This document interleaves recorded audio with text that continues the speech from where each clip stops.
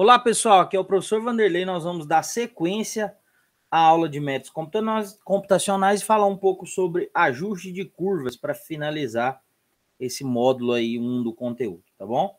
Então, no ajuste de curvas, a gente tem que entender primeiro qual a importância disso, né?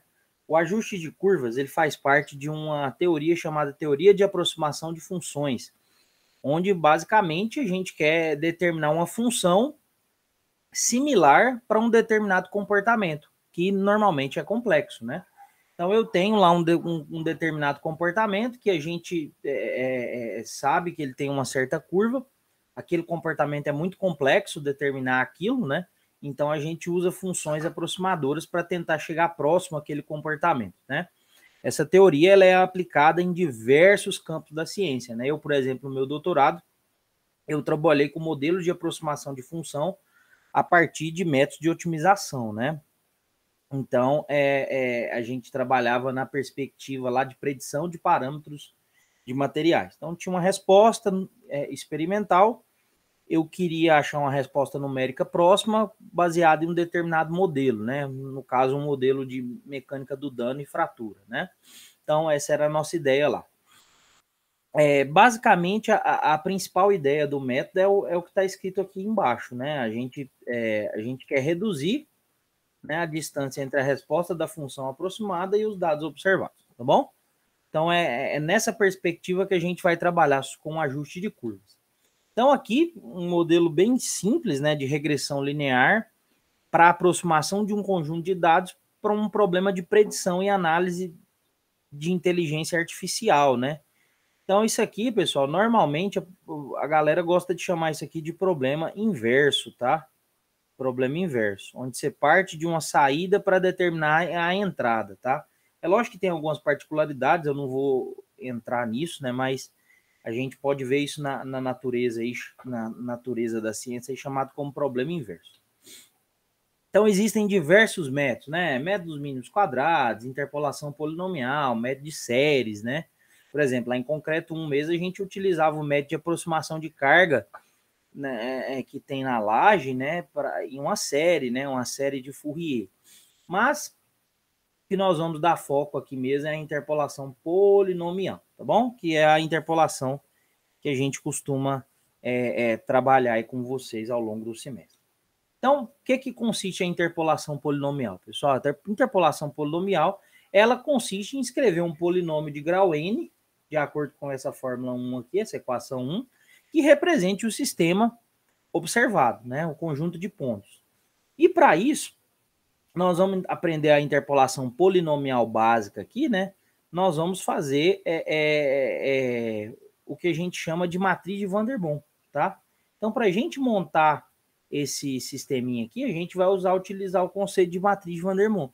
Aí você vai falar assim para mim, professor, mas você tem uma nuvem de pontos aqui, né? Você quer escrever uma função que passe por esses pontos, né? Como que você vai fazer isso? Né? Então, a gente vai utilizar dessas funções aqui da matriz de Van der Waals para tentar construir. Que cara que tem essa matriz de Van der Waals?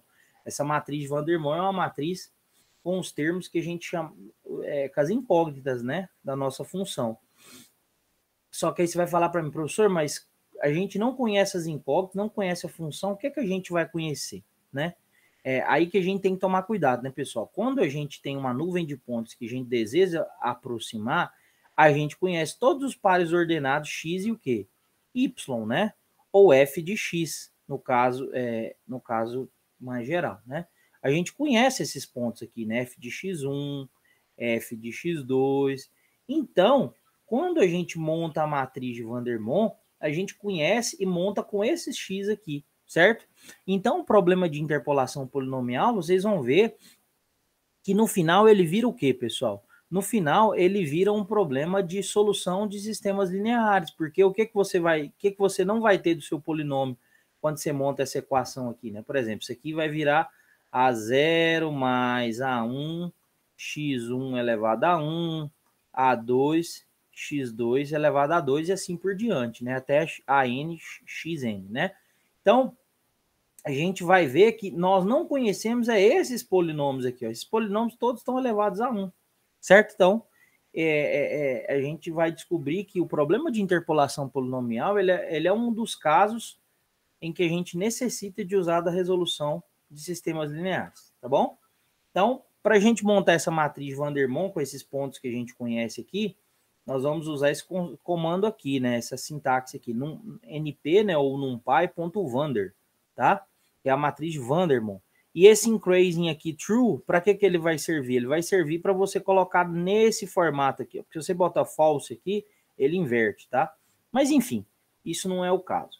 Vamos entender aqui, então, em geral, né? Se a gente tivesse um problema com 4 pontos, né?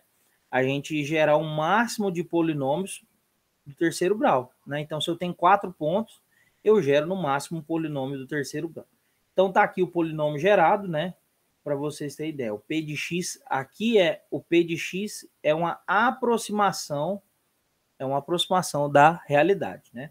Então, para a gente brincar aí, vamos fazer esses dois exemplos aqui, né? Eu vou fazer esse exemplo 1 aqui, vocês fazem um exemplo 2 aí de baixo. Eu dou um conjunto de pontos para vocês, e em cima desse conjunto de pontos, vocês têm que determinar a matriz de Vandermonde, né? Então, olha só, bem simples, né?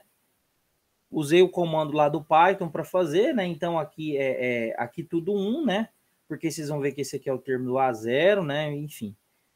A gente vai fazendo aí, multiplica linha por coluna e tudo mais, né? A0, A1, A2 e A3, né?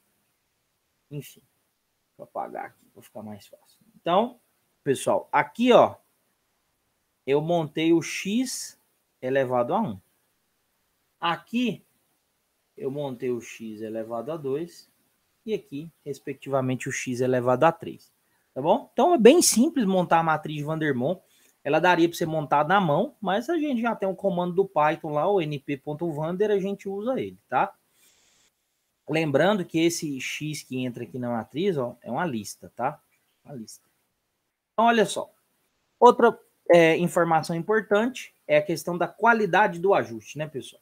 Qualidade do ajuste que você fez, né, com o seu conjunto de pontos. Então, sempre que você finalizar um problema de ajuste polinomial, você tem que verificar a qualidade desse ajuste. E a gente vai utilizar o R², que é muito empregado aí na inteligência artificial. 0% ou 0, né, equivale que a sua equação não está conseguindo explicar a variância, né, dos dados, né? E 100% ou 1, que é o valor que vai dar, quer dizer que o seu método, né, o seu modelo, explica 100% da variância dos dados obtidos, né?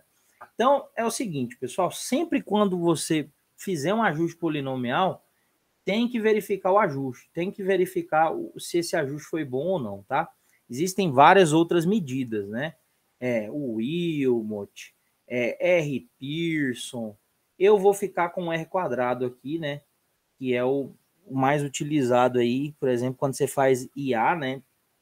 A medida nossa lá principal se for um problema de predição, é o R², tá? Então, o R² aqui é só um somatório, né? Do que a gente chama de dado experimental ou dado observado, menos o dado numérico. E aqui, o experimental em relação à média numérica, tá? Então, a gente vai fazer esse R² aí sempre que a gente finalizar um problema de ajuste, tá? Aqui, então, eu estou mostrando, né, os dados do exemplo 1A, tá bom? Aqui vocês podem ver os dados do exemplo 1A, né, que a gente pega aí na nossa aula, né? Então, eu plotei esses gráficos aqui, né? Então, qual a função que mais se aproxima desses dados experimentais? Então, é isso que eu vou fazer, né? Então, eu construo a matriz de Vandermonde, que vocês já aprenderam lá, né?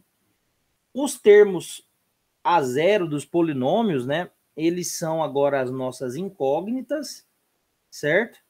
E para cada polinômio que eu escrevi, né? Que na verdade é um polinômio só, né? Eu tenho os valores de y, né? Certo? Então, pessoal, vocês podem ver que isso aqui, ó, tá tudo elevado a 1. Então, isso aqui é uma solução linear de sistemas. Aí vocês podem usar os algoritmos que eu passei para vocês, né? Vocês podem testar o próprio algoritmo do Python, que tem resolução linear de sistemas. Eu vou mostrar ele para vocês, né? Vocês podem usar ele, que é o linear álgebra, né? Solve. Mas, enfim, quando a gente aplica um resolvedor de sistemas lineares, né, a gente chega nesses coeficientes aqui, né? Então, com esses coeficientes aqui, pessoal, eu consigo montar o quê? Eu consigo montar o meu polinômio, né? Então, aquele polinômio lá do terceiro grau, ele é o quê? Se a gente fosse colocar aqui, né? Ele é p de x a zero, que na verdade aqui, agora eu vou fazer a conversão, né? A zero aqui vira o quê, pessoal? Vira 1, né? 1 mais o quê? 6x mais 0x ao quadrado, certo? Então, isso aqui vai, corta, né? Mais menos 1 vezes x ao cubo, tá? Então, esse p de x aqui, aproximador, ele vira isso aqui, né? Ele vira essa função aqui, ok? Esse polinômio do terceiro grau. Quando a gente plota, então, a representação gráfica desses polinômios, olha que interessante. Aqui eu fiz várias representações para vocês, né? Então, aí você vai falar assim para mim, professor, você tinha 4 pontos. Opa! Você tinha 4 pontos, né, no total. Então, você podia fazer um polinômio até do terceiro grau, né? Então, até um x ao cubo você poderia fazer. Mas como que você pode fazer de menos, um grau menor, né? Você pode usar uma quantidade de pontos menor. Então, é basicamente isso que você faz, né? Então, para vocês verem aqui, ó, essa curva laranja aqui, ó, que eu estou indicando aqui, ó, com x, como que eu fiz? Usei 2 pontos. Então, eu usei esse ponto e esse ponto aqui que eu estou riscando, né? Esse ponto 0 e 1 aqui, certo? Então, eu usei ele, fiz a matriz de Vandermonde, né? Tudo bonitinho, lá e fiz ele. Essa reta não representou bem os meus dados, né? A gente vê de cara isso, né? Outra informação importante aqui, né? A reta roxa. Que dados que eu peguei? Esse ponto e esse ponto. Também não ficou legal, né? Tá vendo? Então, um polinômio do grau 1 aí, uma reta, né? Não ficou legal. Quando eu comecei a aumentar para o grau 2, uma parábola, já vê que começou a ficar legal? Então, aqui, ó, o que vocês percebem? Eu fiz com 3 pontos, né? Eu fiz esse e esse. Olha a curva amarelinha aí, ó. Eu consegui já uma aproximação razoável, né? Agora, olha a curva azul, quando eu uso os 4 pontos, né? Olha o tanto que fica legal. Fica interessante aí, né? Você consegue passar certinho aí, né? Essa curva do terceiro grau. Então, basicamente, pessoal, a aproximação polinomial, ela vai servir para isso. E aí, lógico que ela tem algumas falhas, aí você tem que partir para aproximações mais robustas, né? Como spline, o polinômio de Hermite, Lagrange, né? Que a gente não vai ver aqui, fica por conta de estudo pessoal de vocês aí, quem quiser tirar dúvida, né? Mas, basicamente, qual que é o problema? O problema é que quando esses polinômios vão crescendo, os graus, né? A chance de você ter uma grande variação aqui no intervalo dos dados é muito grande, né? Então, quando, por exemplo, se a gente tivesse mais dados vermelhinhos aqui, experimentais, né? E começasse a aumentar demais o grau do meu polinômio, o que ia acontecer? Ia acontecer o que a gente chama de overfitting, né? O que é overfitting? Overfitting, a curva ia passar certinho em cima dos pontos. A hora que não tivesse num ponto, ela dava uma bagunçada, mas a hora que passa em cima do ponto, ela fica certinha, né? Então, isso aqui a gente tem que evitar, né? Então, por exemplo, quando essa curva aqui, por exemplo, é uma curva do tipo underfitting, né? O que é esse underfitting? Isso aqui é um termo muito usado na inteligência artificial, né, pessoal? O que é esse underfitting aqui? Quer dizer que sua curva está ruim, né? Ela não está aproximando. Quando a curva crava todos os pontos, né? Aí vocês vão ver, vocês vão começar a estudar aí, né? Se, por exemplo, você tem um conjunto de dados assim, né? Aí o que acontece com a sua curva?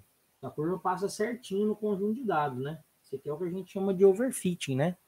A gente esperaria alguma coisa mais nesse sentido aqui, algo mais normal, né? Errar é normal nessas coisas, né? Então a predição, quando ela está certinha demais, né? Ela está muito ajustada aos dados, a gente chama isso de overfitting, né? E isso aí na inteligência artificial é um problema, né? Porque aí quando você coloca o seu dado, né? Provavelmente a sua inteligência artificial, por exemplo, não funciona, né? Ela só está preparada para receber os dados que ela foi treinada, né? Ou seja, ela replica só um tipo de dado, ela não consegue ter a generalização desejada na inteligência artificial. Então, pessoal, é isso. Essas aqui são nossas referências, tá?